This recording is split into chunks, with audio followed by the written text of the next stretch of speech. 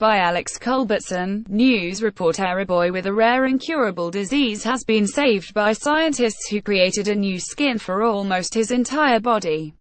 The 9-year-old Syrian boy was dying from a severe condition called junctional epidermolysis bullosa, which caused him to lose the majority of his skin's outer layer.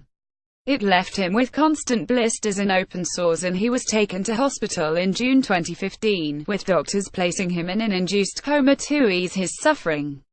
Video how doctors saved boy dying from skin disease. Doctors at the Children's Hospital at Ruhr University in Bochum, Germany, tried using skin grafts from his father and donors, but they all failed.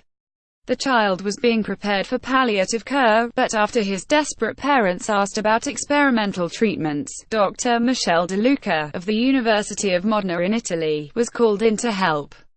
He and his colleagues had previously used gene therapy to produce a small piece of skin in a similar case. The boy's parents were told their son may not survive the complicated surgeries. "It was a tough decision for us. But we wanted to try for our son," his father said. "We were forced to do something dramatic because this kid was dying," said Dr. De Luca. Doctors took a small piece of the boy's limited healthy skin and added those cells to the disease gene to genetically modify them in a laboratory. They then grew sheets of the modified skin, totaling a square meter. Image. The child has had some 80% of the skin on his body replaced. It took 3 operations for the doctors to transplant the lab-grown skin onto the boy, eventually covering 80% of his body. Just 10 days later, his new skin was already beginning to grow, Dr. De Luca said. 8 months on, doctors say nearly all of the boy's skin has been generated by the modified skin cells. He is now able to play football, and does not even have to take medication. Dr. Tobias Rothef, one of the doctors originally looking after the boy, said this kid is back to his normal life again. "That's what we dreamed of doing, and it was possible." The science behind the case was published on Wednesday in the journal Nature.